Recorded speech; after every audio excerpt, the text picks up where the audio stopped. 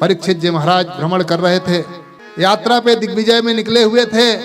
किसी ने आकर के बताया कि हे परीक्षित जी, आपके राज्य में बहुत अनर्थ हो रहा है। परीक्षित जी ने कहा, मेरे राज्य में क्या हो रहा है? कहा, गाय और बैल, कोई एक काला काला पुरुष गाय और बैल को पकड़ करके मारते हुए पीटते हुए ले जा रहा है। कहा, मेरे राज्य में गाय और बैल दुखी हो? अरे जिस राजा के राज्य में गाय और बैल दुखी हो, जिस राजा के राज्य में गाय काटी जाए, जिस राजा के राज्य में गाय के आंखों से आंसू की धारा बहे, उससे बड़ा नालायक राजा कोई दूसरा हो नहीं सकता, उससे बड़ा पापी कोई दूसरा हो नहीं सकता। राजा का वो किया हुआ पाप सारे जनता को लगता है। सबसे बड़ा पाप है गौ हत्या का पाप। और मेरे राज्य में गौ हत्या आज भी क्या हो रहा है? जिनको हम राजा समझते हैं, जिनको समझते हैं कि हिंदू राज्य आ गया, जिनको हम समझते हैं कि हिंदू सम्राट आ गए, उन्हीं के राज्य में भारत में प्रतिदिन 1 लाख गाय काटी जाती है। भारत में 1 लाख गाय रोज कटती है। आपको ज्ञान नहीं है, आपको पता नहीं है। आपने सरकार इसलिए बनाई है कि हमारा राज्य बढ़िया चले, सुख शांति हो, रोड पानी सारी व्यवस्था हो। पर 1 लाख गाय रोज काटी जा रही है बंधु।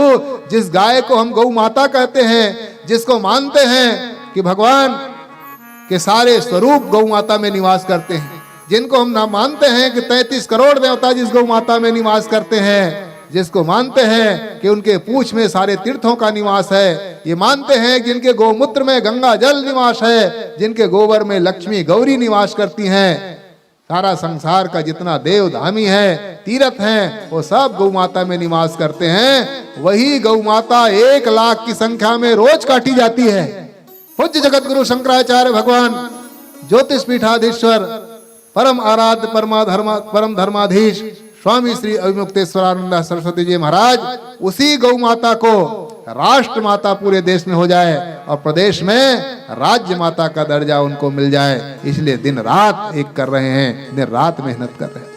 अब उस गौ माता को राज्य माता राष्ट्र माता घोषित कराने के लिए चले हैं, तो सरकारें उनके ऊपर तरह तरह के लांछन लगा रहे हैं, तरह तरह के घेरने का प्रयास कर रहे हैं, उनके मुंह बंद करने का कोशिश करते हैं, क्योंकि दूसरे तो डरे हुए हैं। इसलिए हम और हमारे जितने लोग, हम पूज्य जगत गुरु शंकराचार्य भगवान के उस उपक्रम के साथ, उस धर्म के कार्य के साथ, उस गौ माता को राष्ट्र माता कराने के लिए, राज्यों में राज्य माता कराने के लिए हम सब उनके साथ हैं। चाहे इनके लिए जो कुछ भी करना पड़े, हम पूज्य गुरुदेव भगवान के साथ में हम सब हैं और उनके साथ में उनके आदेशों का पालन करने के लिए तैयार हैं।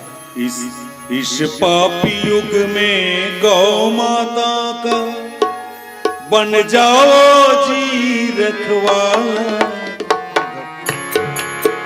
इस पापी युग में गौ माता का बन जाओ रखवाला। गौ सेवा धर्म निराला, भव पार लगाने वाला। भव सेवा धर्म निराला, भव पार लगाने वाला। इस पापी युग में गौ माता का बन जाओ रखवाला।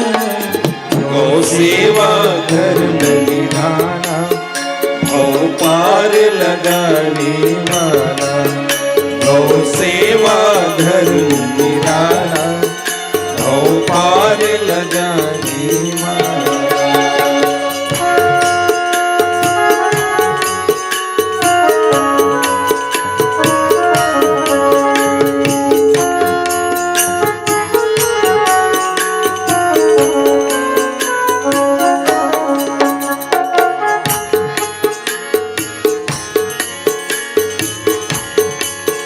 गौ माता को सम्मान मिले, अविमुक्त गुरु ने ठाना। हरिओ हरिओ हरिओ।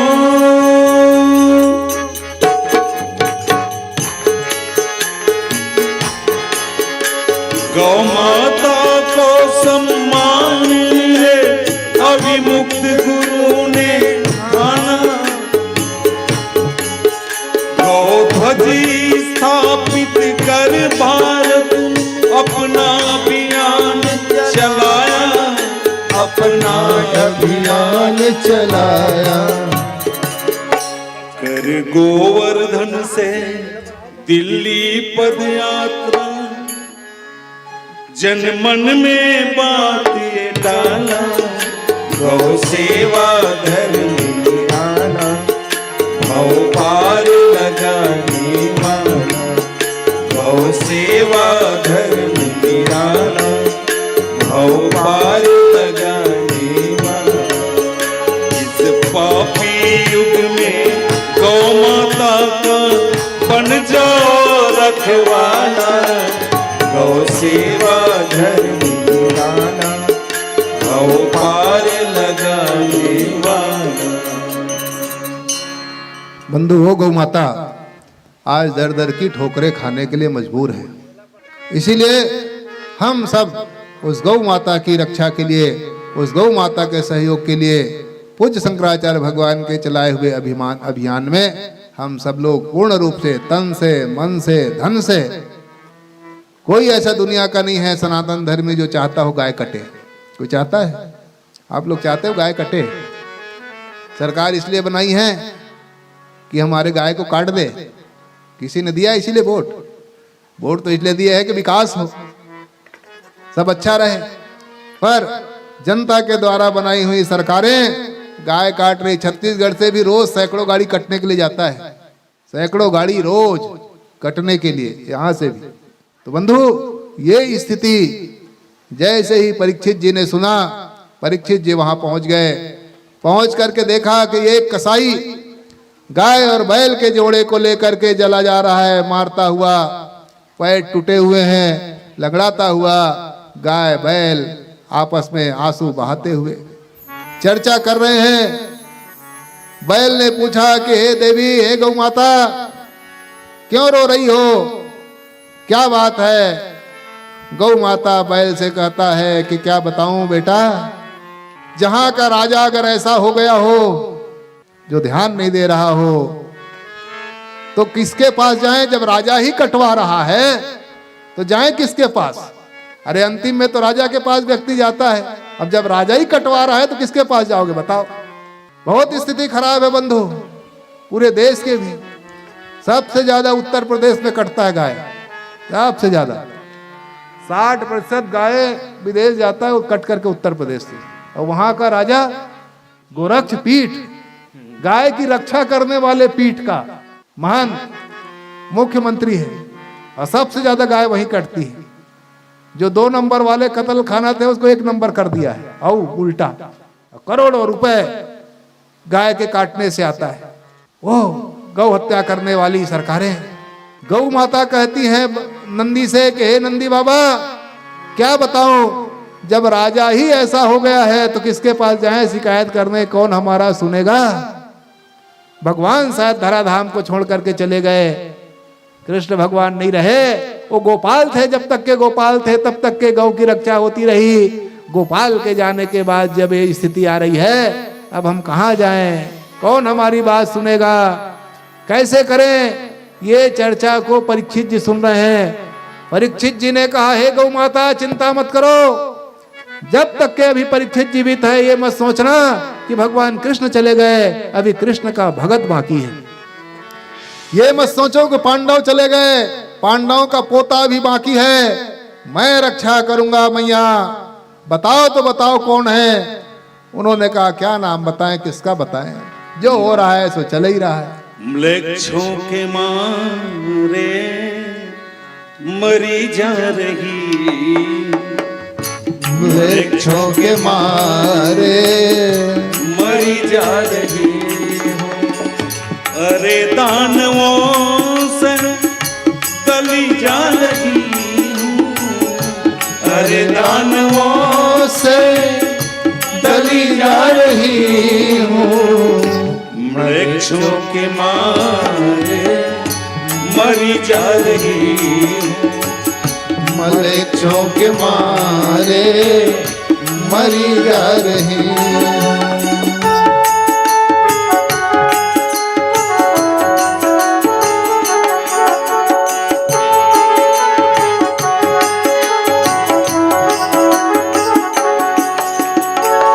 उठे जा रहे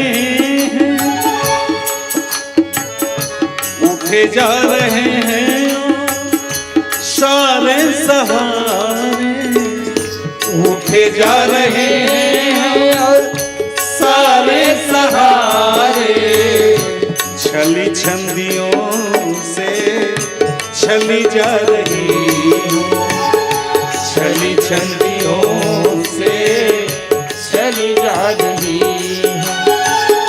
संभालो तो गोविंद मौका यही है, संभालो तो गोविंद मौका यही है, रसातल को वरना चली जा रही हूँ, रसातल को वरना चली जा रही हूँ, वृक्षों के मारे मरी जा रही हूँ। बार बार परीक्षित ने गौ माता से पूछा, मैया बता दे। उन्होंने कहा, हे राजन, किसका नाम बताऊं, किसका बताऊं मैं, आप स्वयं समझदार हैं। परीक्षित जी महाराज समझ गए कि गौ माता चुगली नहीं करना चाहती। चुगली करना भी महान दोष है, किसी के बारे में बताना भी चुगली है, और चुगली बहुत बड़ा दोष माना जाता है। बुराई करना किसी का, पर समस्या है, सब जानते हैं कि बुराई करना बहुत बड़ा दोष है, परंतु 1 घंटा भी बिना बुराई के नहीं रह जाता। कोई कह दो कि बिना बुराई के 1 घंटा रुक जाओ तो पेट फूलने लगेंगे लोगों के, बहुत कठिन है जी। और जिस समय आपने किसी का बुराई देखा तो उसी समय आप भी बुरे हो गए। बुरा जो देखन में चला, बुरा न मिलया कोई, जो मन ढूंढा अपना मुझसे बुरा को। बुराई देखना बहुत बड़ा दोष है, पर बिना बुराई के रहा नहीं जाता। और जिस समय आपने बुराई देखा उसी समय आप उसी में गिनती आने लगे। तो गौ माता बुराई नहीं की। राजा से कहा, राजन क्या मैं बताऊं, आप स्वयं पहचान जाइए। राजा ने सोचा कि मैया आप शायद बुराई नहीं करना चाहती, इसीलिए आप नहीं बता रही हैं। जैसे देखा कि कसाई जैसे रूप बना करके कलयुग गाय और बैल के जोड़े को पीटते हुए ले जा रहा था, बस उन्होंने तलवार म्यान से निकाल ले, हे राजन सावधान, अगर कहीं तुमने गौ माता और बैल को नहीं छोड़ा तो तुमको इसी समय इस धाम से पठा दूंगा। ये मेरा तलवार है, ये तुम्हारे धड़ से सिर अलग कर देगा। समझते क्या हो तुम ये समझते हो कृष्ण नहीं रहा, पांडव नहीं रहे, सावधान हो जाओ। जैसे तलवार निकाल करके दौड़ा उसके तरफ, तो छोड़ा उन्होंने अपना, जब रखे थे गिरवा मिरवा बांध करके, छोड़ दिया रस्सी, हाथ जोड़ लिया कि महाराज रक्षा करो रक्षा करो रक्षा करो। उन्होंने कहा, कौन है तू, बता क्या नाम है तेरा और इतना बड़ा अपराध कैसे कर रहा है कौन? डांटते हुए जैसे ही परीक्षित जी ने पूछा, उन्होंने हाथ जोड़ लिया और कहा, महाराज सबसे पहले तो आप हमारी रक्षा कीजिए, आप हमको जीवन दान प्रदान कीजिए। आप ये कहिए कि मैं नहीं मारूंगा तो सब कुछ बता दूंगा। महाराज मैं आपके शरण में आया हूं, और शरण में आए हुए का त्याग आपके जितने पूर्वज हैं उन्होंने किया है, और वो भगवान कृष्ण का ये संकल्प है कि जो कोई शरण में आ जाता है, शरण में आए हुए का कभी भी परित्याग वो नहीं करते, सदा उनका रक्षा किए हैं, कभी उनको नहीं मारते थे।